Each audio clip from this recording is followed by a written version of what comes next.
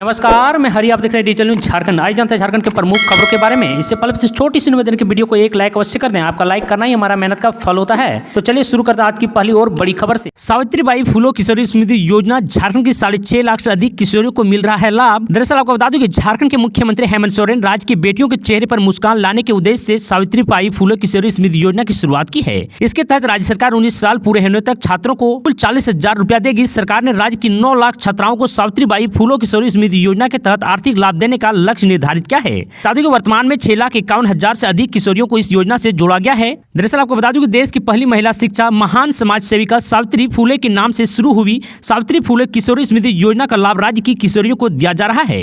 राज्य सरकार ने वित्तीय वर्ष 2023-24 के लिए बजट में 300 करोड़ रुपए का प्रावधान किया है। इसका उद्देश्य राज्य से बाल विवाह जैसी कुप्रथा को खत्म करते हुए महिला सशक्तिकरण और शिक्षा को बढ़ावा देना है। बता दूं कि राज्य सरकार किशोरी स्मृति योजना के तहत छात्रों को शिक्षा से जोड़ते हुए उनमें आत्मनिर्भरता बनाने का प्रयास में जुटी है। इस योजना के तहत राज्य सरकार 8वीं और 9वीं कक्षा में पढ़ने वाले छात्रों को 25-25 रुपया प्रति छात्रा मिलेगी। इसके अलावा 10वीं, 11वीं और 12वीं के छात्राओं को 5,000 रुपए की राशि मिलेगी। वहीं बता दूं कि जब छात्रा 18 से 19 साल की उम्र में पहुंचेगी तो उन्हें एक मुश्त 20,000 रुपए की राशि दी जाएगी। इस तरह से राज्य सरकार किशोरियों को 40,000 रुपए देगी। खबरों में आगे बढ़ने से पहले आपसे छोटी सी निवेदन की अगर आप चैनल में नए हैं तो चैनल को सब्सक्राइब अवश्य कर लें ताकि झारखंड की हर खबर आप तक पहुंचा सके। लालू यादव के करीबियों के ठिकाने पर छापेमारी। दरअसल बता दूं कि लालू यादव के करीबी और परिजनों के यहां ईडी ने छापेमारी की है। झारखंड की राजधानी रांची में भी लालू के करीबी माने जाने वाले अबू दोजाना के ठिकानों पर छापेमारी की गई है। ईडी की टीम शुक्रवार की सुबह कड़रू इलाके में छापा मारा है। ईडी दिल्ली, मुंबई और बिहार में कुल 15 ठिकानों पर छापेमारी कर रही है। बता दूं कि अबू दोजाना सीतामढ़ी के सुरसंड से विधायक रह चुके हैं। वे लालू यादव के खास माने जाते हैं। छापेमारी को लेकर जांच एजेंसियों ने कोई आधिकारिक बयान नहीं दिया है। बता दूं झारखंड में अबू दोजाना के ठिकाना था। बिहार, दिल्ली, एनसीआर समेत कई ठिकानों पर हुई है। एक साथ छापेमारी में रांची के कड़रू इलाका भी शामिल है। तो वहीं सूत्रों के अनुसार छापेमारी सुबह 6 बजे से चल रही है। इस छापेमारी में रांची से क्या क्या मिला है, इस संबंध में अभी तक जानकारी सामने नहीं आई है। सुबह से यहां तलाशी चल रही है। पटना स्थित सगुना मोड़ के पास बन रहे सुबह के सबसे बड़े मॉल का काम अबू दोजाना की ही कंपनी देख रही थी। यह मॉल लालू परिवार का बताया जाता है। हालांकि वर्तमान में मॉल का कार्य निर्माण को रोक दिया गया है। तो वहीं दूसरी तरफ 14 साल पहले लालू यादव ने जमीन के बदले में नौकरी देने का नाम पर कई लोगों की जमीन लिखवा ली थी। लालू यादव 2004 से 2009 तक रेल मंत्री रहे थे। सीबीआई ने इस मामले में 8 मई को केस दर्ज किया था। सीबीआई के मुताबिक लोगों को पहले रेलवे ग्रुप डी के पदों पर सब्स्टिट्यूट के तौर पर भर्तियां किया गया था। जब उनके परिवार ने जमीन का सौदा किया तब उसे रेगुलर कर दिया गया। मेडिकल एंट्रेंस एग्जाम ज्यादा उम्र वाले स्टूडेंट को ऑल इंडिया रैंक में नहीं मिलेगी प्राथमिकता। दरअसल बता दूं कि नेशनल टेस्टिंग एजेंसी ने National Eligibility cum Entrance Test NEET की फॉर्म फिलिंग की प्रक्रिया शुरू कर दी है। इस साल टाई ब्रेकर को 2 नियमों को हटा दिया गया है। अब तक अगर छात्रों के नीट में अंक समान होते थे तो अंतिम फैसला उम्मीदवार की उम्र को देखकर किया जाता था। अब यह नियम हटा दिया गया है। दरअसल बता दूं कि इसी प्रकार एप्लीकेशन नंबर के आधार पर भी अब टाई रिसॉल्विंग के नियम को भी हटा दिया गया है। वर्ष 2023 के टाई ब्रेकिंग नियमों के अनुसार सबसे पहले बायोलॉजी के अंक देखे जाएंगे। बता दूं कि जिस छात्र के बायोलॉजी में अंक अच्छे होंगे उसे बेहतर रैंक दिया जाएगा। बायोलॉजी में भी अगर अंक समान रहे तो केमिस्ट्री का स्कोर देखा जाएगा। केमिस्ट्री में मार्क्स एक जैसे होने पर फिजिक्स के अंकों पर रैंक का फैसला किया जाएगा। तो वहीं दूसरी तरफ एनटीए ने इस साल फॉर्म फिलिंग की फीस में बढ़ोतरी कर दी है। सामान्य वर्ग के छात्रों को अब 1600 की जगह 1700 रुपए देने होंगे। इसी प्रकार ओबीसी, एनसीएल व ईडब्ल्यूएस कैटेगरी के स्टूडेंट के लिए आवेदन शुल्क 1500 रुपए से बढ़ाकर 1600 रुपए कर दी गई है। वहीं एससी, एसटी, दिव्यांग श्रेणी के छात्रों के लिए फीस 900 से 1000 रुपए कर दी गई है। वहीं विदेशी छात्रों के लिए फीस 8,500 रुपए से बढ़ाकर 9,500 रुपए कर दी गई है। झारखंड के इन जिलों में होगी ओलावृष्टि, मौसम केंद्र ने जारी की चेतावनी। दरअसल बता दूं कि झारखंड के कई जिलों में आज ओलावृष्टि की संभावना है। वहीं राज्य में कहीं कहीं गर्जन के साथ तेज हवाएं चल सकती है। हवा की रफ्तार 30 से 40 किलोमीटर तक होगी। इस दौरान कुछ जगहों पर वज्रपात की संभावना है। मौसम केंद्र रांची की ओर से यह चेतावनी शुक्रवार को जारी की गई है। मौसम केंद्र ने कहा कि 11 मार्च को उत्तरी, पूर्वी, दक्षिणी तथा निकटतमी मध्य भागों में कहीं कहीं गर्जन के साथ वज्रपात की संभावना है। बता दें कि भारत मौसम विज्ञान विभाग के रांची स्थित मौसम केंद्र ने कहा है कि 12 मार्च को राज्य के दक्षिणी हिस्से यानी पूर्वी सिंहभूम, पश्चिमी सिंहभूम, सिमडेगा और सरायकेला खरसावां जिले में आंशिक बादल छाए रहेंगे। शेष भागों में आसमान साफ रहेगा। 13 और 14 मार्च को भी राज्य में आसमान साफ रहेगा। मौसम शुष्क रहने का अनुमान है। शराब कम बिकने पर अब नई शराब नीति बनाने की तैयारी, थोक कारोबार को अपने हाथ ले सकती है हेमंत सरकार। दरअसल बता दूं कि झारखंड में तय टारगेट के मुताबिक शराब नहीं बिकने का सीधा असर सरकार के खजाने पर पड़ा है। आमदनी में कमी से चिंतित सरकार ने शराब बेचने के लिए बतौर कंसल्टेंट काम कर रही है। Chhattisgarh state marketing corporation limited को हटा दिया गया है। वहीं विभागीय मंत्री जगन्नाथ महतो ने इससे संबंधित आदेश जारी कर दिया है।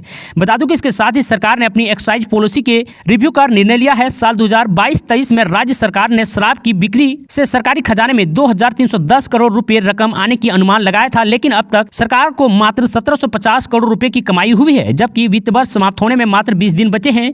यह सरकारी निर्धारित राशि से 560 करोड़ रुपए कम है। हालांकि होली के सीजन के दौरान 1 से 7 मार्च तक राज्य में लगभग 139 करोड़ रुपए की शराब बेची गई है। झारखंड में खोदे जाएंगे 1 लाख कुएं, तो वहीं पंचायतों में लगेगी 60 इंच की LED टीवी। दरअसल बता दूं कि गुरुवार को यहां परिसदन में पत्रकारों से बातचीत में कहा कि प्रत्येक पंचायत में प्रज्ञा केंद्र खोलने का निर्णय राज्य सरकार ने लिया है। प्रत्येक पंचायत में 60 इंच का LED टीवी लगेगा। टीवी के माध्यम से ग्रामीणों को विकास व कल्याणकारी योजनाओं की जानकारी दी जाएगी। उन्होंने कहा कि राज्य सरकार ने अब पंचायत स्तर पर जमीन म्यूटेशन को मंजूरी दी है। इस काम के लिए सप्ताह में कम से कम 1 दिन राजस्व कर्मचारी पंचायत भवन में बैठेंगे। ग्रामीण विकास मंत्री आलमगीर आलम ने कहा है कि सरकार का प्रयास है कि किसी भी पंचायत से 30 से 35 मिनट के भीतर वहां के ग्रामीण ब्लॉक मुख्यालय पहुंच सकेंगे। सोलर सिटी बनने की ओर जमशेदपुर सौर ऊर्जा से मिलेगी 37 मेगावाट बिजली। दरअसल आपको बता दूं कि जमशेदपुर शहर सौर ऊर्जा की ओर बढ़ रहा है। जेडीडी के अधिकारियों ने बताया कि अभी वहां 37 मेगावाट सौर ऊर्जा प्लांट प्रस्तावित है, जिसमें 2.2 मेगावाट का सौर ऊर्जा प्लांट सोनारी एयरपोर्ट में चालू हो चुका है। अन्य जगहों पर टाटा स्टील और टाटा पावर द्वारा सौर ऊर्जा प्लांट लगाया जा रहा है। बताया गया है कि टाटा स्थित जलाशय में 9.8 मेगावाट का फ्लोटिंग सोलर पावर प्लांट लगाया जा रहा है। वहीं डोमजोरी में टाटा पावर द्वारा 15 मेगावाट सोलर पावर प्लांट लगाया जा रहा है। यह जमशेदपुर का अब तक का सबसे बड़ा प्लांट होगा। 23 मार्च तक ईडी की गिरफ्त में रहेंगे वीरेंद्र राम। दरअसल बता दूं कि मनी लॉन्ड्रिंग मामले में ईडी की गिरफ्त में आए ग्रामीण कार्य विभाग के मुख्य अभियंता वीरेंद्र राम अब 23 मार्च तक ईडी के सवालों का जवाब देंगे।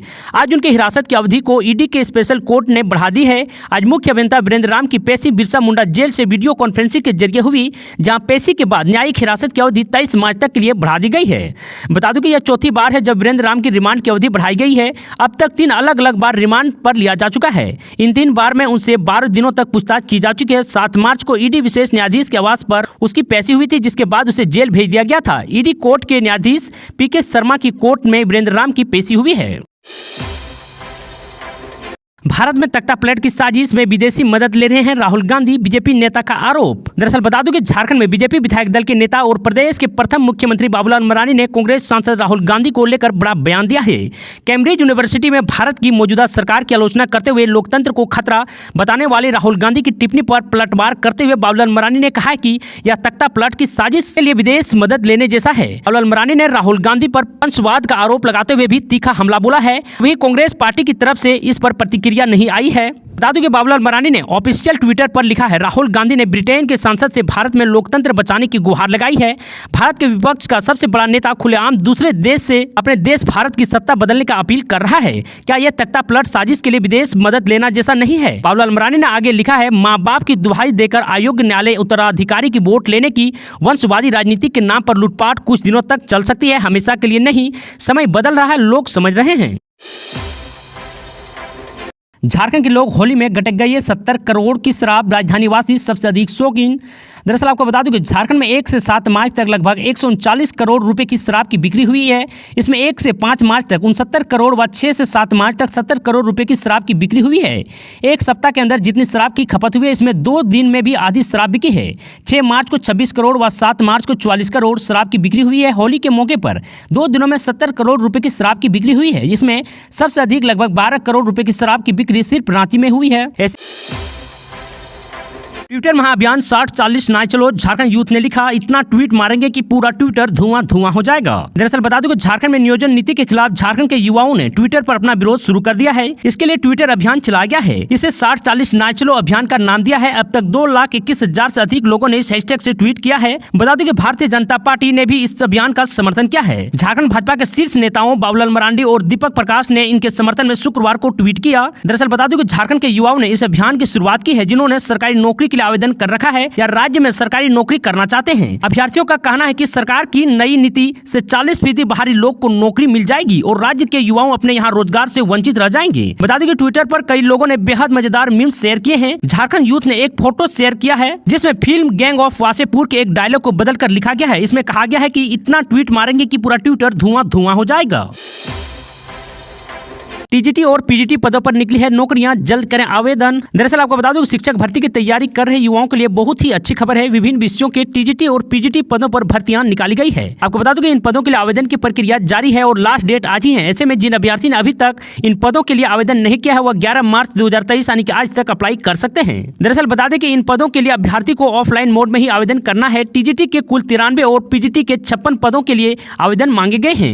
यह भर्ती आदर्श योजना के तहत देवघर झारखंड की ओर से निकाली गई है। अभ्यर्थी स्पीड पोस्ट या रजिस्टर्ड डाक के जरिए आवेदन कर सकते हैं। वहीं टीजीटी पदों के लिए आवेदन करने वाले अभ्यर्थी के पास संबंधित विषय में किसी भी मान्यता प्राप्त विश्वविद्यालय से ग्रेजुएट की डिग्री होनी चाहिए। वहीं पीजीटी पदों के लिए अभ्यर्थी के पास संबंधित विषय में पीजी की डिग्री होनी चाहिए। साथ ही अभ्यर्थी के पास बीएड की भी डिग्री होनी चाहिए, तभी वह अप्लाई कर सकते हैं।